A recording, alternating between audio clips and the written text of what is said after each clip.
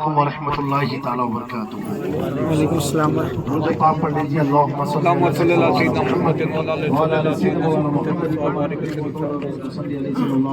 علیہ وسلم۔ یہ مزار شریف جو ہے حضرت یوشع بن نون is the messenger of Allah, the prophet of Islam. حضرت یوشع بن نون and the companion of حضرت موسیٰ علیہ السلام۔ حضرت موسیٰ علیہ السلام کے ساتھی میں بھی تھے حضرت یوشع بن نون، جن کا ذکر ہے کلام پاک میں، اللہ has mentioned in the 15th parah حضرت یوشع بن نون کے بارے میں ذکر ہے قرآن مجید۔ جب حضرت موسیٰ علیہ السلام نے اللہ تبارک تعالیٰ سے سوال کیا کہ اللہ مجھ سے بھی بڑا کوئی جانکار ہے دنیا میں علم والا؟ تو اللہ نے فرمایا ہاں ہے۔ کہا وہ کون ہے؟ تو اللہ نے فرمایا وہ میرا دوست ہے، وہ میرا ولی ہے، جسے خضر علیہ السلام کے نام سے جانتے ہیں۔ تو موسیٰ علیہ السلام نے خواہش ظاہر کی یا اللہ تبارک تعالیٰ مجھے ان سے ملاقات کرنی ہے۔ تو یہاں پر ایک چیز اور ظاہر ہوئی کہ ولی سے ملنے کی خواہش رکھنا یہ نبی کی سنت ہے، ولی سے ملنے کے لیے جانا یہ بھی نبی کی سنت ہے۔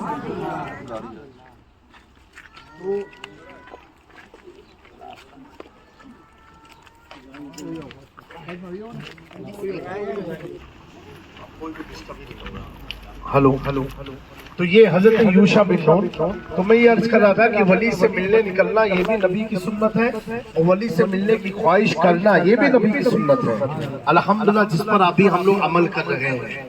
یہ کوئی بدعتیوں کا فرقہ نہیں ہے، یہ اہل سنت کا عقیدہ ہے جو ہم لوگ ملاقات کرنے کے لیے نکلے ہوئے ہیں۔ تو حضرت موسیٰ علیہ السلام نے خواہش جب ظاہر کی تو اللہ تعالیٰ نے فرمایا ہاں ہے، میرا ایک محبوب ہے، میرا ایک ولی ہے جس سے تم ملاقات۔ تو موسیٰ علیہ السلام کو یہ ہوا میں ان سے ملاقات کروں گا۔ موسیٰ علیہ السلام نے پوچھا یا اللہ تبارک تعالیٰ how I will get the place here your wali is sitting، کیسے مجھے معلوم پڑے گا کہ کس مقام پر آپ کے ولی بیٹھے تھے؟ اللہ تعالیٰ فرماتا ہے کہ موسیٰ علیہ السلام سے کہ تم ایسا کرنا during your journey you prepare a fish, مچھلی کو بنا لینا اور اس کو ایک کنٹینر باکس میں رکھ لینا فش کو، اور وہ مچھلی جس جگہ پر زندہ ہو کر کے پانی میں مل جائے گی وہی جگہ ہے جہاں پر میرے ولی کا مسکن ہے، بیٹھنے کی جگہ، بولیے سبحان اللہ، اسی جگہ میرے ولی کا مقام ہے۔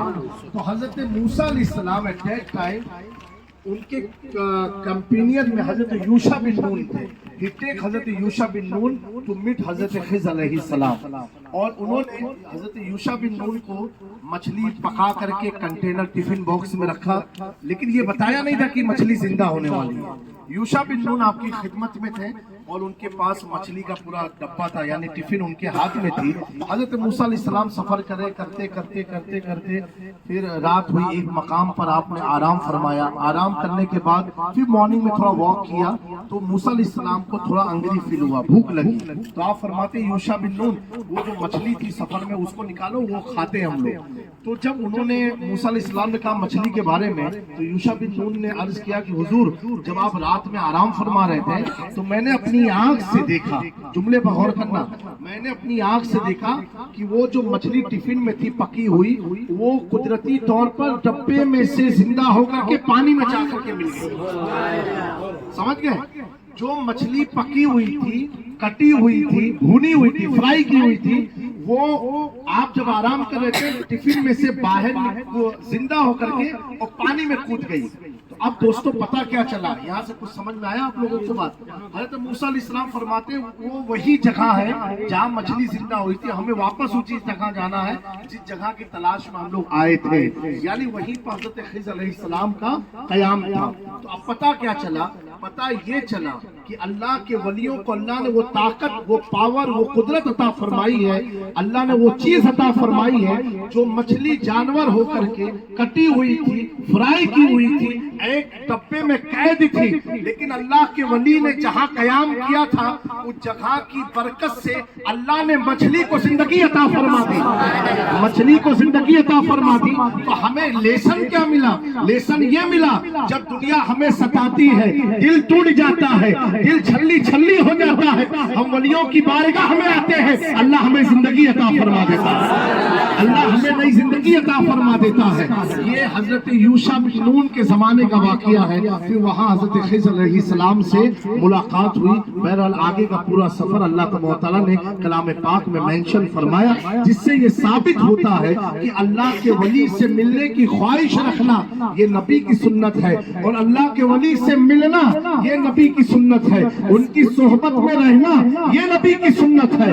جبکہ نبی کو ولی کی ضرورت نہیں ہے، نبی کا اسٹیٹس ویری ہائی ہے، لیکن موسیٰ علیہ السلام یہ عمل کر کے قیامت تک کے مسلمانوں کو بتا رہے ہیں کہ دیکھو میں نبی ہو کر کے ولی سے ملنے جا رہا ہوں، تو تم امتی ہو کر کے ولی سے ملنے جا رہا ہوں۔ ولی سے ملنا یہ انبیاء کی سنت ہے، اور ولی سے دعا کرانا، ولی سے دعا کرانا یہ بھی نبی کی سنت ہے۔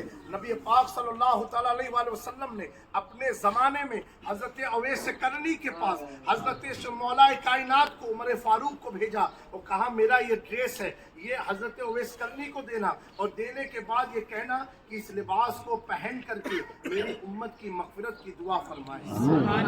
تو ولی سے دعا کے لیے کہنا بھی یہ نبی کی سنت ہے۔ اللہ تبارک و تعالیٰ آج ہمیں اس سنت پر عمل کرا رہا ہے، تبھی امام اس کو محبت فرماتے ہیں۔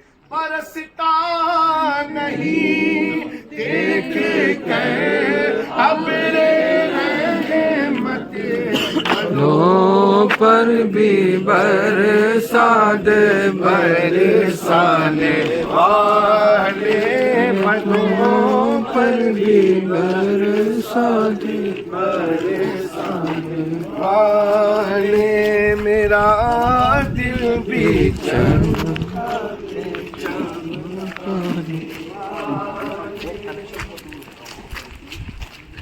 اب ہم لوگ چل رہے ہیں حضرت جنید بغدادی حضرت شہید شکتی کی بات۔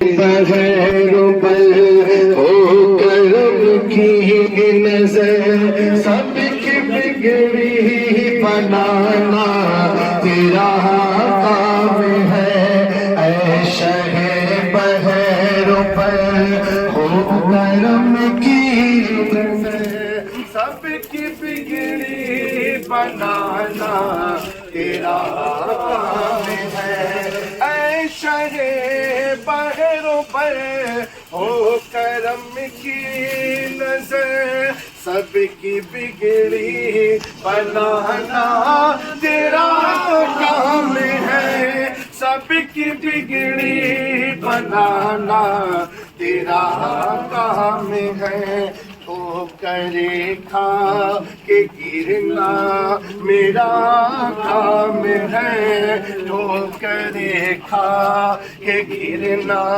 میرا کام ہے، ہر قدم پر اٹھانا تیرا کام ہے، اے شہ بہر پر ہو کرم کی نظر، بنانا تیرا کام ہے، تیری چوکھٹ کہاں اور کہاں یہ، جبھی تیرے فیض و کرم کی تو حد ہی نہیں، تیرے فیض و کرم کی تو حد ہی نہیں، نعت تیری سنانا میرا کام ہے، نعت تیری سنانا میرا کام ہے، سن کے طیبہ بلانا تیرا کام ہے، نعت تیری سنانا میرا کام ہے، سن کے طیبہ بلانا تیرا۔ السلام علیکم ورحمۃ اللہ تعالی وبرکاتہ۔ الحمدللہ ہم اس وقت سیدنا جنید بغدادی رضی اللہ تعالیٰ کی بارگاہ میں حاضر ہیں۔ الحمدللہ ناظرین کرام آپ بھی زیارت کریں، ماشاءاللہ الحمدللہ۔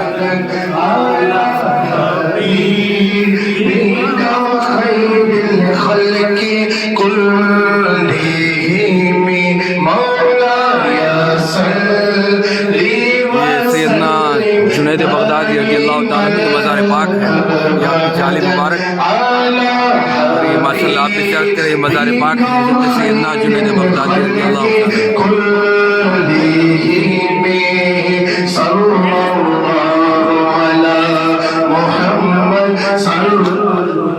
اور ادھر آپ کے بغل میں آپ کے پیر و مرشد حضرت سیدنا سر سختی رضی اللہ تعالیٰ عنہ کے مزار پاک ہے. یہ مزار شریف جو فرسٹ ہم لوگ دیکھ رہے ہیں یہ حضرت سیدنا جنید بغدادی کی ہے. الحمدللہ آپ کا مقام کا اندازہ آپ اس طریقے سے لگائیے کہ حضور پاک صلی اللہ تعالیٰ علیہ وسلم نے آپ کو سید الطائفہ کا خطاب عطا فرمایا، یعنی ولیوں کی جماعت کی سرداری حضور نے حضرت جنید بغدادی کو عطا فرمایا. اور یہ جو مزار شریف آپ دیکھ رہے ہیں یہ حضرت جنید بغدادی کے ماموں بھی ہیں اور پیر و مرشد بھی ہیں حضرت شیر شکتی رضی اللہ تعالیٰ. اور تیسری بات یہ دونوں جو بزرگ ہیں حضرت جنید بغدادی شیر شکتی یہ دونوں بزرگ غوث پاک کے پیروں میں آتے ہیں. اب یہاں سے آپ ان کے مقام کا اندازہ لگائیں، غوث پاک کے پیروں میں آتے ہیں. حضرت جنید بغدادی کو جو یہ مقام اور مرتبہ جو اللہ تعالیٰ نے عطا فرمایا اس کے پیچھے کئی وجوہات ہیں. ان میں سے سب سے اہم جو ہے وہ میں آپ کے درمیان ذکر کرنا چاہتا ہوں. وہ یہ ہے کہ حضرت سیدنا جنید بغدادی اپنے وقت کے بہت بڑے پہلوان بھی تھے، متقی پرہیزگار، علم عمل کے ساتھ ساتھ ایک پہلوان بھی تھے. تو اس زمانے میں ایک آل رسول کے سید صاحب تھے جنہیں کچھ مجبوری تھی، کسی مجبوری کے تحت انہیں پیسے کی ضرورت تھی. اب وہ کسی سے مانگ نہیں سکتے تھے تو انہوں نے کیا کیا، اس زمانے میں حضرت جنید بغدادی سے کشتی لڑنے کا چیلنج کیا کہ میں آپ کے ساتھ کشتی لڑوں گا.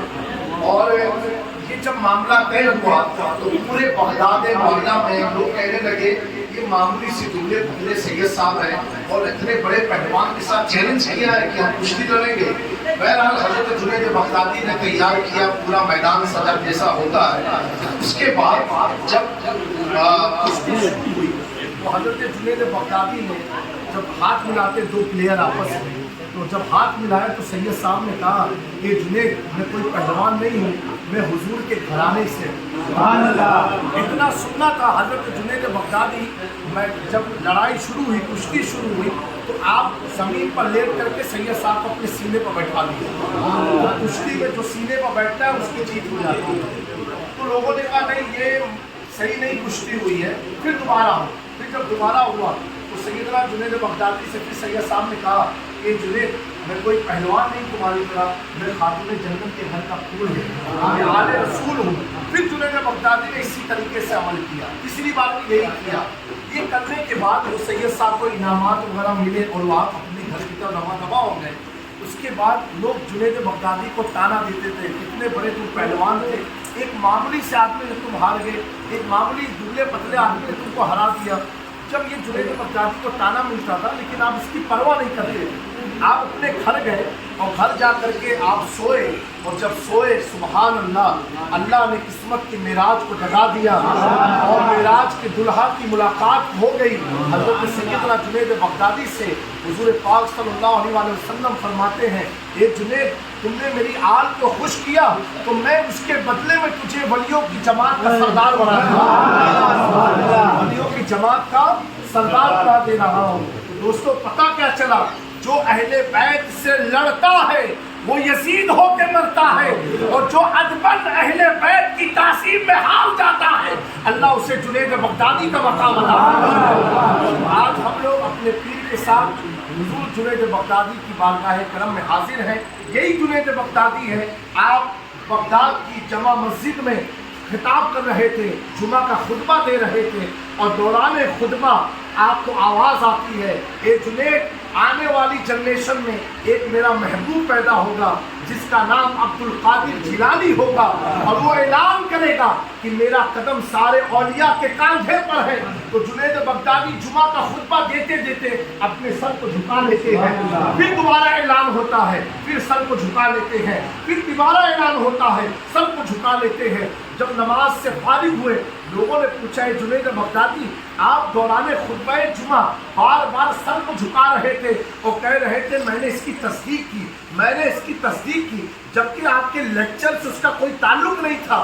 تو سیدنا جنید بغدادی فرماتے ہیں جب میں خطبہ دے رہا تھا دوران خطبہ آواز حاکم غیب سے آواز آ رہی تھی اے جنید آنے والے دور میں ایک میرا محبوب پیدا ہوگا جس کا نام عبد القادر جیلانی ہوگا اور وہ اعلان کرے گا کہ میرا قدم سارے اولیاء کے کاندھے پر ہے. تو جب میں نے یہ اعلان کو سنا تو جنید بغدادی فرماتے ہیں میں نے سر کو جھکا لیا اور میں نے کہا میرے بھی کاندھے پر سیدنا غوث اعظم کا قدم ہے جبکہ غوث اعظم کے پیر میں ہوتے ہیں جہاں پر جو ولی قبل ہوئے بعد ہوئے یا ہوں گے سب ادب رکھتے ہیں دل میں. شاہ تیرا یہ اللہ تعالیٰ نے ہمارے غوث پاک کو شان عطا فرمائی ہے. آج اس بارگاہ کرم میں ہم سب حاضر ہیں. الحانا كاملا ويقينا صادقا ولسانا ذاكرا وقلبا خاشعا ورزقا واسعا ورزقا حلالا وطيبا. اللهم انا نسالك توبه نصوحا وتوبه قبل الموت وراحه عند الموت وراحه عند الموت وراحه عند الموت ومغفره ورحمه بعد الموت والعفو عند الحساب والعفو عند الحساب والفوز بالجنة والنجاة من النار. هي خمسة نطفي بها هل الوباء الحاتمة المصطفى والمرتضى وابناهما والفاطمة. یا اللہ یا رب کریم مالک مولا اس عظیم بزرگ کی برکتوں سے ہم سب کو مالا مال فرما. یا اللہ ان کے دیار میں برسنے والی رحمتوں کے ہم طفیل ہمارے گناہوں کو معاف فرما دے خطاؤں کو معاف فرما. یا اللہ بالخصوص ترکی اور سیریا میں عاشق رسول کے جان و مال کی حفاظت فرما. یا اللہ پوری دنیا میں عاشق رسول کی حفاظت فرما. یا اللہ ہم سب کے جان و مال ایمان و عقیدے کی حفاظت فرما. استقامت دین عطا فرما. صبر و شکر سے وابستگی عطا فرما.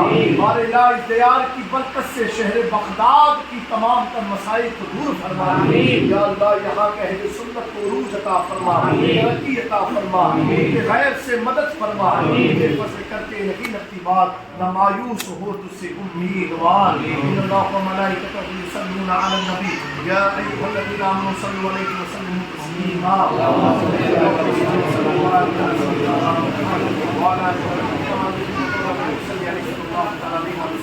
أشهد أن لا إله إلا الله وحده لا شريك له وأشهد أن محمدا رسول الله.